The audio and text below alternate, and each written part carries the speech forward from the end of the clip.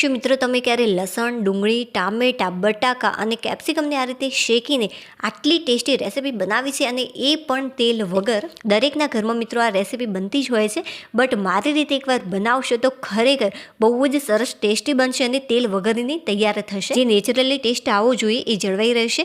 આ માટે મિત્રો અહીંયા મેં 10થી 11 જેટલી લસણની કળીઓ લીધી છે. હવે ધીમા તાપે આને 1 મિનિટ માટે આ રીતે શેકી લેવાની. શરૂઆતમાં જે ગેસની ફ્લેમ છે એ તમારે ફાસ્ટ રાખવાની છે. એવું લાગે કે કઢાઈ થોડીક ગરમ થઈ છે ત્યારે જે ગેસની ફ્લેમ છે એકદમ ધીમી કરી દેવી અને ધીમા તાપે થોડો કલર આનો ચેન્જ થાય ત્યાં સુધી તમારે આને શેકવાની છે. આ રીતે મિત્રો ખરેખર બહુ જ સરસ આની શેકાવાની સુગંધ આવી રહી છે ઘરમાં. બહુ જ સરસ રીતે આ શેકાઈ ગઈ છે. હવે આપણે આને પ્લેટની અંદર નીકાળી લઈશું. જો કદાચ થોડીક ઓછી શેકાશે અથવા થોડીક વધારે શેકાશે તો એનાથી કંઈ જ ફરક નહીં પડે, બટ આટલી ઇનફ છે. હવે જે ગેસની ફ્લેમ છે મિત્રો એ તમારે ધીમી જ રાખવાની. ત્યાર પછી મિત્રો અહીંયા મેં આદુને ઝીણા ટુકડામાં કટ કરી લીધું છે, તો એ લઈ લઈશું આપણે 1થી 2 ચમચી જેટલું. આદુ વધારે ન પડી જાય તેનું ધ્યાન રાખવું. ત્યાર પછી 1 વાટકી જેટલી મોટા ટુકડામાં કટ કરેલી આપણે ડુંગળી લઈશું. ડુંગળીને પણ તમારે આ રીતે શેકી લેવાની છે. 1 મિનિટ જેટલો સમય થઈ ગયો છે અને જે ડુંગળી છે થોડીક સોફ્ટ પણ થઈ ગઈ છે. હવે મિત્રો આની અંદર આપણે ઝીણું કટ કરેલું કેપ્સિકમ એડ કરીશું. જો તમારા ઘરે કેપ્સિકમ ન હોય તો તમે આના વગર પણ તૈયાર કરી શકો છો.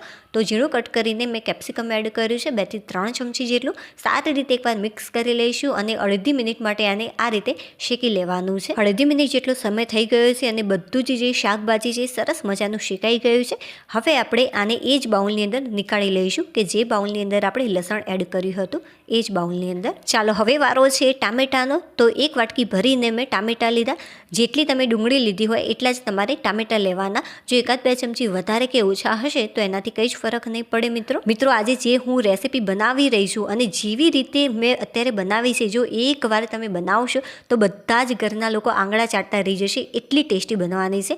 1થી 1.5 મિનિટ માટે મેં ધીમા તાપે ટામેટાને બહુ જ સરસ રીતે કૂક કરી દીધા છે. હવે જે બાઉલની અંદર આપણે શેકીને બધું શાકભાજી એડ કર્યું હતું બસ એની જ અંદર આપણે શેકેલા ટામેટાં પણ ઉમેરી દઈશું. તમે આ રીતે ડાયરેક્ટ પણ આને લઈ શકો છો, બટ શેકવાથી જે આની મીઠાશ હશે એ કંઈક અલગ જ આવશે. અને જે આ રેસીપી છે આપણે તેલ વગરની તૈયાર કરવાના છીએ, એટલા માટે જો આ રીતે શેકીને તમે તૈયાર કરશો તો ઘરના બધા લોકો પનીર ભુરજી ખાવાનું પણ ભૂલી જશે.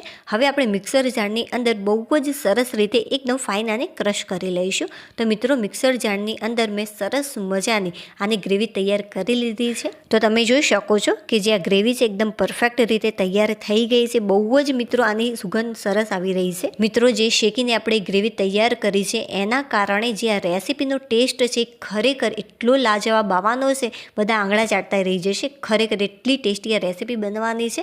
હવે આપણે એક કુકરની અંદર 1 નાની ચમચી જેટલું જીરું એડ કરીશું. શરૂઆતમાં તમારે થોડીક વાર ગેસની ફ્લેમ ફાસ્ટ રાખવાની, કુકર ગરમ થાય ત્યાં સુધી.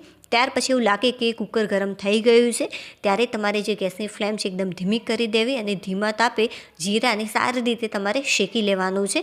જીરું બહુ જ સરસ રીતે શેકાઈ ગયું છે અને આની જે સુગંધ છે એ પણ બહુ જ સરસ આવી રહી છે. હવે આપણે જે પેસ્ટ તૈયાર કરી છે એ આની અંદર એડ કરી દઈશું. જ્યારે મિત્રો આ રેસીપી બનાવીને મારા ઘરના લોકોએ ખાધી ત્યારે એમને વિશ્વાસ ન આવ્યો કે મેં આ જે રેસીપી છે તેલ વગર તૈયાર કરી છે અને એટલી ટેસ્ટી હતી કે લગ્ન પ્રસંગમાં પણ આવી રેસીપી ન બને. કોઈ પણ મસાલાનો અહીંયા મેં ઉપયોગ નથી કર્યો. ગરમ મસાલો, પાવભાજી કે કિચન કિંગ કોઈ પણ મસાલાનો અહીંયા આપણે ઉપયોગ નથી કરવાનો, છતાં પણ આ રેસીપી ટેસ્ટી બનશે. એનું કારણ છે આ ગ્રેવી. એકવાર મિક્સ કર્યા પછી થોડી વાર માટે આપણે ગેસની ફ્લેમ ફાસ્ટ કરી દઈશું કે જેથી જે આ ગ્રેવી છે એ સારી રીતે ગરમ થઈ જાય. ગ્રેવીમાંથી વરાળ નીકળી રહી છે. હવે જે ગેસની ફ્લેમ છે ધીમી કરી દઈશું અને ટેસ્ટી એવા મસાલા એડ કરી દઈશું. તો 1.5 નાની ચમચી જેટલું સ્વાદ અનુસાર અહીંયા મેં મીઠું એડ કર્યું છે. 1 મોટી ચમચી ભરીને લાલ મરચું પાવડર એડ કરીશું. અડધી ચમચી જેટલી હળદર, 5 ચમચી જેટલી હિંગ અને 1થી 2 ચમચી જેટલો ગોળ એડ કરવાનો. ગોળ એટલા માટે એડ કર્યો છે કે જેથી ટામેટાની જે ખટાશ છે એ બેલેન્સમાં રહે અને ખટમીઠો ટેસ્ટ લાગે. એટલા માટે મિત્રો ચોક્કસથી ગોળ થોડુંક તો એડ કરજો. હવે એકવાર સારી રીતે આને મિક્સ કરી લેવાનું છે. જે ગેસની ફ્લેમ છે એ આપણે ધીમી જ રાખીશું કે જેથી મસાલા બળી ન જાય. અહીંયા મિત્રો મેં બટાકા લીધા છે. ઉપરની જે છાલ છે એને દૂર કરી અને મોટી સાઈઝના ટુકડાઓમાં તમે આને કટ કરી લેજો. હવે વાટકીના માપ ઉપરથી આપણે બટાકા એડ કરીશું. જે વાટકીની વાટકીની મદદથી ટામેટાં અને ડુંગળી લીધી હતી, બસ એ જ વાટકીના માપથી આપણે બટાકા એડ કરીશું. તો 2 વાટકી ભરીને મેં બટાકા લીધા છે. બટાકા એડ કર્યા પછી સારી રીતે આને એકવાર મિક્સ કરી લેવાનું. એકવાર મેં આને મિક્સ કરી લીધું છે. હવે મિત્રો ચાલો આગળની પ્રોસેસ જોઈ લઈએ. હવે મિત્રો આ જ વાટકીની મદદથી આપણે આની અંદર પાણી એડ કરીશું. તો અહીંયા 1.5 વાટકી જેટલું હું પાણી એડ કરું છું. જે માપ પ્રમાણે મિત્રો હું તમને બતાવી રહી છું એ માપ પ્રમાણે જો તમે આ રેસીપી તૈયાર કરશો તો ખરેખર બહુ જ સરસ મજાની આ રેસીપી તૈયાર થશે. ફરીથી મિત્રો આને એકવાર તમારે મિક્સ કરી લેવાનું. જે બટાકા છે એ કાચા જ લીધા છે. હવે 3 થી 4 ચમચી જેટલા ફણગાવેલા વટાણા એડ કરીશું. તમે એમને પણ વટાણા એડ કરી શકો છો, ફણગાવેલા જે વગરના હોય છે એ પણ, અથવા તો તમે વટાણા વગર પણ તૈયાર કરી શકો છો. હવે આપણે એકવાર મિક્સ કરી અને ઢાંકણ ઢાંકી 3 થી 4 વિસલ બાફવાને મૂકી દેવાનું છે. અને હા મિત્રો, એક બાબતનું ખાસ ધ્યાન રાખવું, 4 જેટલી વિસલ વાગે તરત જ તમારી ઢાંકણ દૂર નથી કરી દેવાનું. બિલકુલ આની અંદર વરાળ સીટીમાં ભરાયેલી ન હોવી જોઈએ. સીટી ઊંચી કરો તો અવાજ ન આવવો જોઈએ. એવું લાગે તરત જ તમારી જે ઢાંકણ છે એ દૂર કરી દેવું. અને ત્યાર પછી ફાસ્ટ ફ્લેમ ઉપર અથવા તો મીડિયમ ફ્લેમ ઉપર થોડુંક પાણી બળે અને ઘટ થાય ત્યાં સુધી તમારે આ રીતે હળવેથી આને મિક્સ કરતું રહેવું, કે જેથી જે આ ગ્રેવી છે સરસ મજાની ઘટ બની જાય અને જે બટાકા છે એ થોડાક અંદર ભાગી જાય. જેમ કે લગ્ન પ્રસંગની અંદર જે આ શાક હોય છે બટાકાનું ભાગેલું, એવું જ તૈયાર થાય ત્યાં સુધી તમારે આને કૂક કરવાનું છે. તો બસ ફક્ત 1.5 થી 2 મિનિટની અંદર સરસ મજાની એકદમ ઘટ ગ્રેવી તૈયાર થઈ જશે.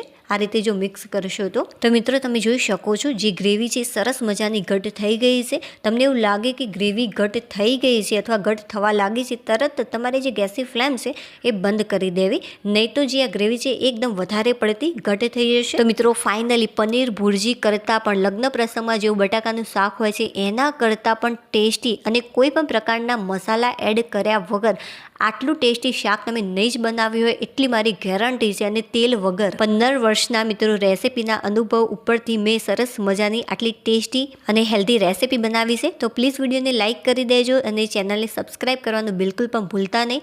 આનો ટેસ્ટ કરી જે પણ હશે એ મિત્રો હું તમને સાચી માહિતી આપીશ.